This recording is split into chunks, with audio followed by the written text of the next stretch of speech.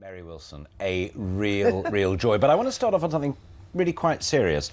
Detroit in the 60s Can was you still... be serious? I can do serious too. I can do... You wait for the next bit.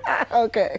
Detroit in the 60s, like Yes. much of the States, was still pretty racist, and now Yes. you might just have a black president in just a few weeks' time. Do you think that your music... What do you mean, might? Oh, it's good, it's for certain. Are you kidding? Of course. But do you think the music and what you achieved contributed to that?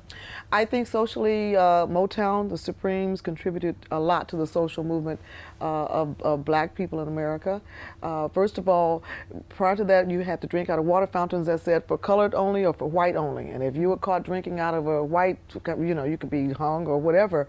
I think that our music really came along at the right time socially, so it helped the world to see that black people were beautiful. Here in the UK was the first place that we actually visited outside the United States. And I remember one of the headlines, I don't know if it was the Daily Mirror or what, it says, 3 black negresses have just landed on the shores of Great Britain. And we were like wondering, where?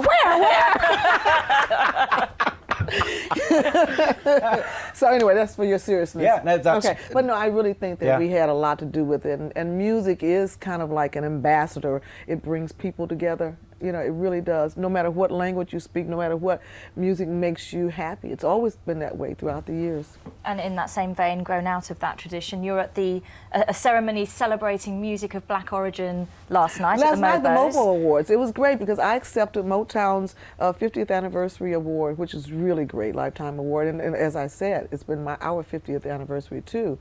Well, Florence, Dinah, and I started singing back 1959. So 50 years ago, we started this stuff with music. This is Little You. It's the first time Mary Wilson's been back to the Theatre Royal on Drury Lane, the venue for her last ever Supremes gig. That was back in 1977, but she remembers it well. And what were your memories of that day? Well, let me see. You know what? It was, looking over at that stage there, it was a very kind of bittersweet moment because, after all, it was the end of the Supremes at that point. And I had many thoughts going through my mind. My little daughter was with me, so I brought her out on stage, I recall, as a little security blanket. She was about 3 or 4 years old, I think. Well, I was one of the founding members. One of the founding members. Only one. You were one of the founding members, but you were only 16 at the time. No, we were 13. 13? 13 and a half. I think Florence was 13 and a half. Wow.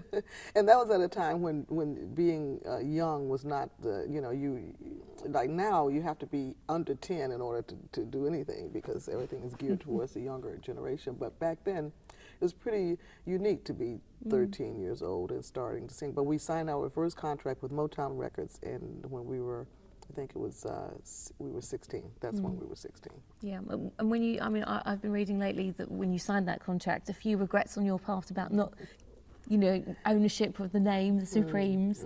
What were the issues around that? Well, that's something I try to tell everyone now, especially the younger people going into any kind of business. Always make sure you read the fine prints, get your education, because you can make some mistakes because you're so happy to be getting involved in things. Like we were just thrilled to be at Motown or thrilled to be recording. We didn't know what a contract meant. We were basically. Well, we were educated, but we should have had a lawyer.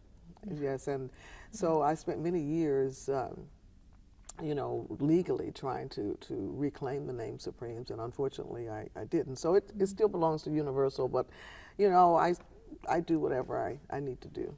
Yeah. It's not. I can still say I'm a Supreme, I would never stop that. And how important it makes you think that the brand, the Supremes, is incredibly important, isn't it?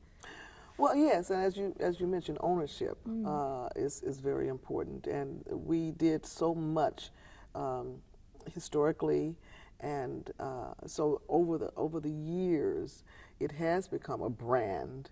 And to give that up is unfortunate. In fact, that happened to Florence Ballard. She signed away, her rights to that, so her children do not get residuals, which really so a brand is very good, and the ownership of that brand is even more important. And you were one of the first groups as well, the Supremes, who endorsed products Yes. and all that kind of, which is now very common, but back then. Yes.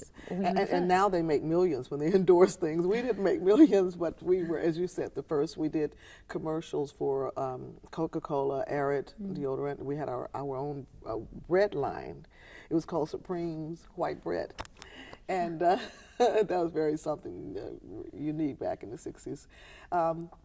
And in fact, when my gown exhibit, speaking of endorsements, was here at the Victoria and Albert's Museum, they had one of the wrappings from the Supreme's White Bread in the exhibit, which is really wonderful. So I do want to say thank you to all the fans who went out to all of the exhibits that were here of the gowns, Supreme's gowns. So that was really great. I've heard that they really love the gowns.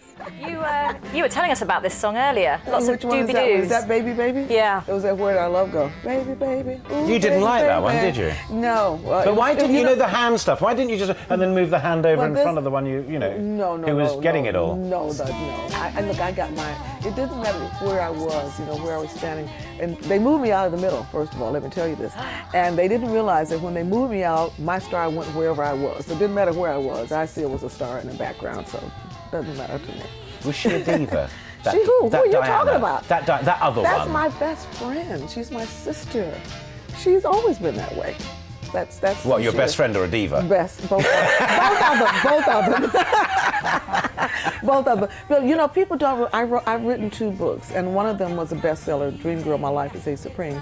And I talk about how when we started, we were best friends. I mean, we really were just 3 girlfriends having a great time. And that's always been that way. We've grown apart, but we still are friends in the heart, no matter And what happens. You're making new friends. You performed with the Sugar Babes last night. I sure did. Weren't How they was sweet? that? They did. Come on, let's do this. That's Oh, right. they're good at that. They Yeah. did that. I taught them exactly how to do it Al's right. been doing it all Yeah, day. I see he's doing that as well. See my gown collection now. Okay. It closes on Sunday at the Victoria and Albert that's Museum. Blackpool, then it and goes to London Blackpool. in June. You got it all down. Mary Wilson, All right. professional singer and professional. Well, whatever. Campaigner. Grandma, I'm a grandma. Enough too. already. Grandchildren. Come on, the hand. You got to do it like that. Okay, there you go.